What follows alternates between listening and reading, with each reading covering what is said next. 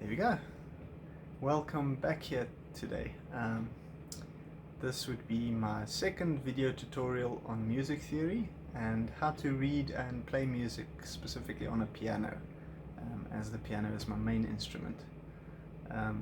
For these of you who are watching this now for the first time and have not seen the first video, I would suggest you quickly head over back and watch the first video before you start with this one, as I will be building on the knowledge of the first video in this tutorial.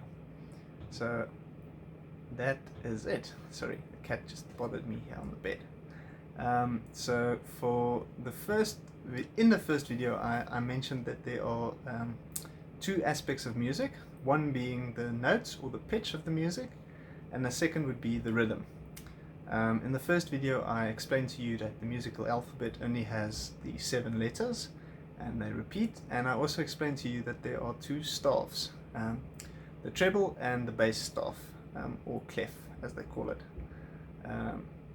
So as we head into that, I'm going to switch over to the computer to show you a bit better this time.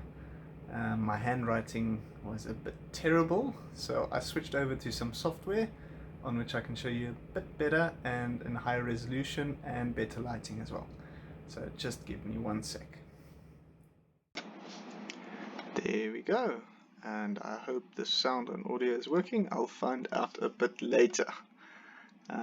Right, so what we've got here essentially is a grand staff. Now I'll get to that in a bit. I just want to do a little bit of a recap that we did last lesson. So firstly, if we have a look here, this would be over here. That would be our treble clef, okay, or the G clef, okay, and this would be our F clef, or so called the bass clef. So as a recap, we've got the notes on the 5 lines, which is 1, 2, 3, 4, 5. Almost went a little bit past there. And then we've also got the 4 space notes, 1, 2, 3, 4. Now I hope some of you can remember the rhymes for the G clef. It would be on the lines, every good boy deserves fudge. Okay. And on the spaces, it's a single word that is spelled. It's face, right? So F-A-C-E. Cool beans. On the bottom, we've got the F clef or the bass clef. And there we've also got a rhyme for the 5 notes on the lines. And that would be great, big, diamonds, flicker, always. Okay. And on the spaces, we have all cows eat grass. Okay, and that would fix the notes to a specific area on the piano. Now, what I didn't explain last time is if we go up to the highest note over here, that would be our every good boy deserves fudge. That's a high F. If we go one up, that would also be a space note, but we don't have rhymes anymore, and we now have to manually count it up to see which note this is. So if we go here, that last one was every good boy deserves fudge. The very next note, which would be in a space because the previous one was on a line, that would be a G. Okay. If we go one up, the note has to be on a line again. Remember, the notes alternate from space, line, space, line, space, line, etc. So if that is a G, the next note has to be on a line. So what we do in music is we use a little bit of a helping tool called a ledger line. I usually just refer to them as helping lines when tutoring my students, but the correct term would be ledger lines. So if I put a note there, I hope you could hear that through the sound of the computer, but that would be a very high A. Again, I can go one up, and that would be the very next note in the musical alphabet, A, B. Right, so that would be the B. If I go one up again we manually count them up, so it would be A, B, C. Okay, and so forth. You can go up quite a bit. You can see the music software can go up fairly high to denote these extra ledger line notes. These are a little bit more difficult to read, and It takes a little bit of time to get used to them, but you have to manually count them up. Unfortunately, no rhymes that I'm aware of that you can read those.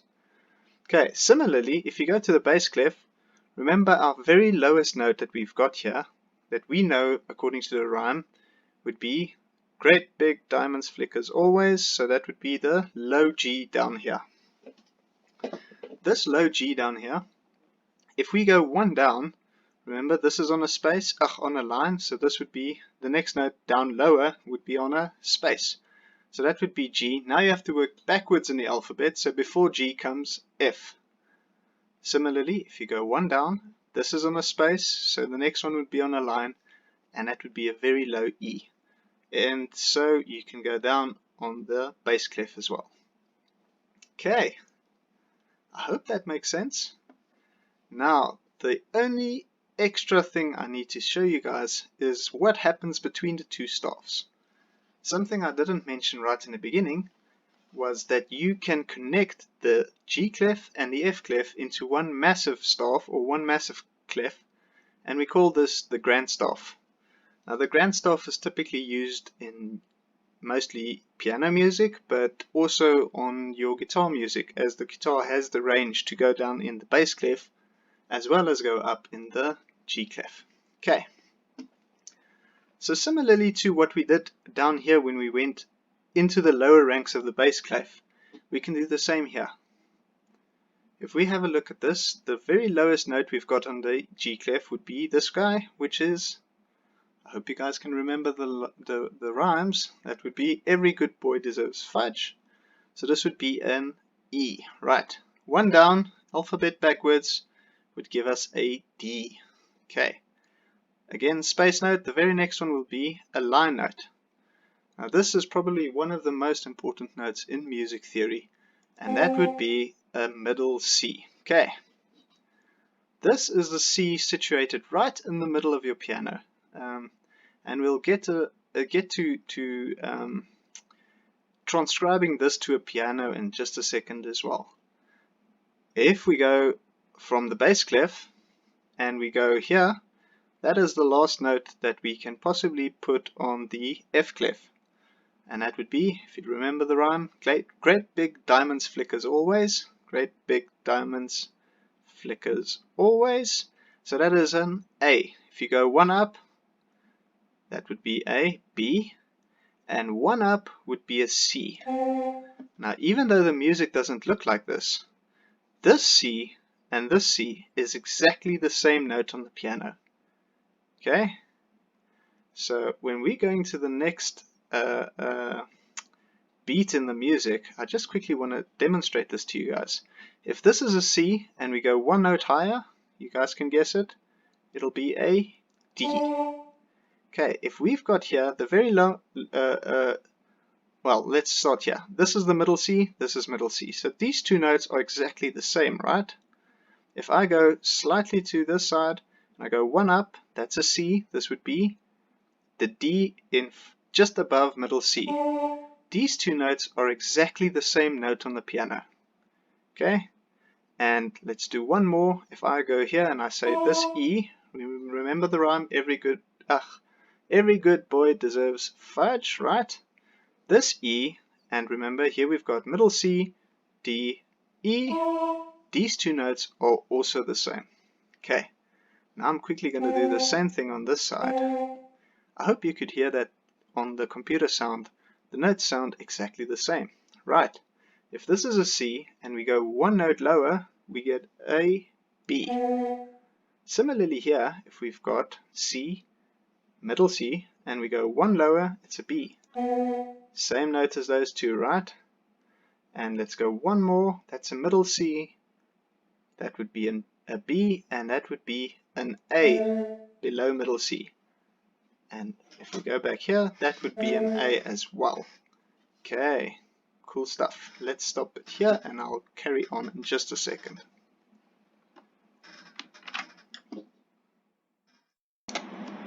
Right, let's try this again. Unfortunately, my audio was not recording properly on the first try, so I'm now trying to do this a second time. Hopefully I remember everything I babbled about. So, just as a recap, you now know the notes on the bass clef, you know the notes on the G clef, and you know there's a little note in between here called the C, or middle C specifically. Now I've added the little guitar fretboard here for you guys. This is more for the guys who play guitar. Myself, I'm not too familiar with the guitar. I can play the normal chords, but I never read music and then play it on the guitar, so I can't comment on exactly where the notes are on the guitar, but you should see it light up ever so slightly on the guitar. On the piano, however, this is my main instrument, and if you look right in the middle, you'll see a little denotation called C4. That is the technical term for middle C, is a C4. Okay, so if we now click on that guy and we press C4, you see it'll put in our middle C as we just discovered in the previous video, right? Similarly, if I go to that side on the bass clef and I press C4, it adds the little middle C there for me. Now, on the piano, you'll see there are groupings of black notes. You'll see 2 black notes, then a little bit of a space, 3 black notes, a little bit of a space, 2 black notes, a little bit of a space, and the pattern repeats both sides. Now, on the piano, the note right before 2 little black notes is called a C. Right, so that's a C, that is a C. There's 2 black notes right in front of it, that's a C as well. Similarly, if you go after the 2 black notes, so there's 2 black notes right after it, that would be an E. 2 black notes right after it would be an E. 2 black notes right after it, an E. And you can go anywhere on the piano, right after 2 black notes, you'll get a E, or an E. Sorry, my English is getting me down here again. Okay, so if you don't want to remember exactly where the notes are, you can just remember where C is, and you can manually count up the notes as well. So that would be C. If you go 1 up, that would be D, E, F, G, A, B, and then we get back to C again. Right. Okay. For those who want to remember it slightly quicker, you can remember between any 2 black notes, so where there's a grouping of 2 black notes, the note right between them is a D, and then where you've got the 3 black notes, right in front of it would be an F, and right at the back of it would be a B. Okay. And again, you can use any of these as a starting point. So if I know an F is right in front of the 2 black notes and I need an A, in front of 3 black notes, sorry. So there's 3 black notes, right in front of it is going to be an F. So then I can quickly count on F, G, and that's going to be an A. Okay. You can also have said, right at the end of the 3 black notes is going to be a B. So 3 black notes, that's going to be a B. If I go 1 back, that's going to be an A as well. Now, let's quickly have a look at the staff and how these specific notes compare to specific notes on the keyboard or the piano. So if I take the G clef, middle C is there. If we go a little bit higher, what is our first note on the G clef? If we remember the rhyme, every good boy deserves fudge. This is going to be an E. So just above middle C, there's middle C. Just above it, an E is after the 2 black notes, so it's going to be this guy. So let's just quickly click there so you can see the note appear.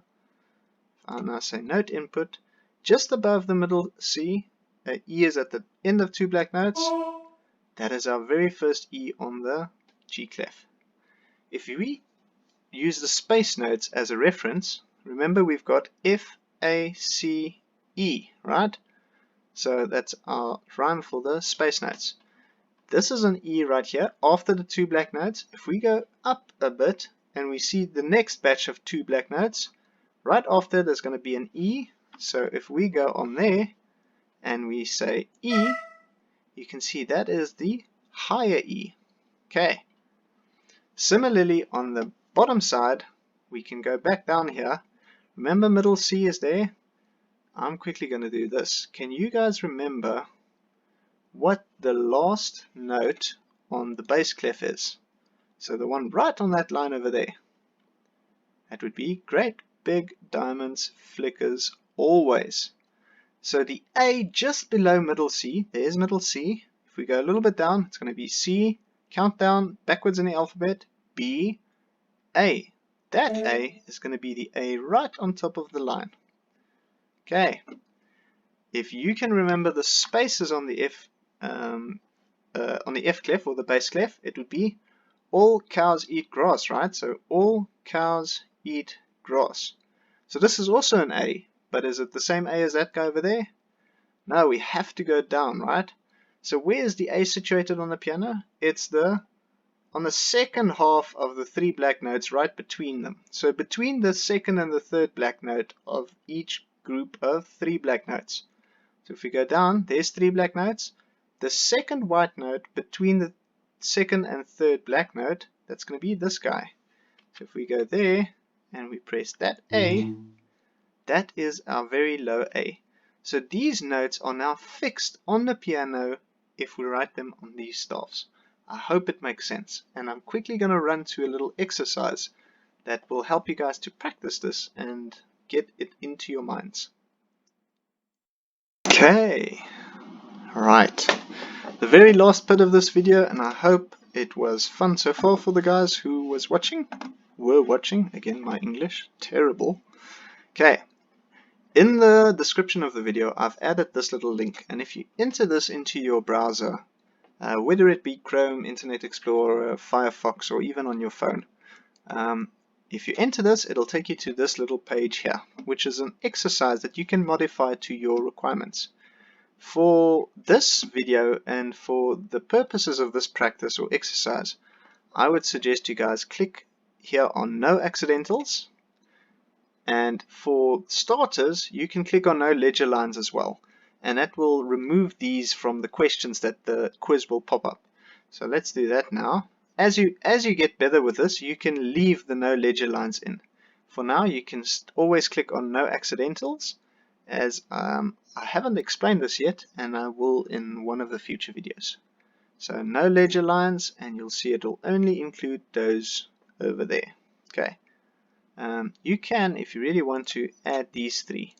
That is middle C, and the D just above middle C, and the B just above middle C. Okay. And then you can say Start Quiz. That'll bring you to this little exercise window here. You can see your completed items, the errors you did, your score, the time you took for this exercise so far, and then the average time you take to answer one of these. So you can actually track your progress every day. If you do 10 minutes a day, I can guarantee you your average time will decrease substantially. Okay. So let's get started with this little exercise. We are on the G clef, and it's on the line, so we have to use our little rhyme. Every good boy deserves fudge. It's an F. Right. If middle C is here, this F is fairly far from middle C, right? There's middle C, and if you remember what I said in the previous one, an F is right before three black notes. Now there's an F, but this distance is not very close. This is a very high F. So in front of three black notes, there's three black notes. It's going to be this guy over here. Right. Next example would be this guy over here. It's a space note on the F clef or the bass clef. So we're going to go all cows eat. It's an E. And again, we have to reference this to middle C every time. So middle C would be here in between the two staffs. So this E is below middle C. That's not too far. It's about half an octave, give or take. We'll get to the intervals a little bit later. But there's middle C. E, can anybody remember where E is situated on the piano? It's always after the two black notes. So here's middle C. We have to go down. Two black notes right after it. It's going to be that E. Right. Now we go to the next one. Space note on the F clef. So it's going to be all cows eat grass. If we remember, there's an A on the F clef here right at the top line. I hope you guys can remember it. And that is the A just below middle C. If we drew a middle C on this piano or on the staff over here, you'll be able to see that this A is very far from the middle C. Where is A situated? Let's use one of the other notes just to get to it. So middle C, One note down would be B, one note down would be A.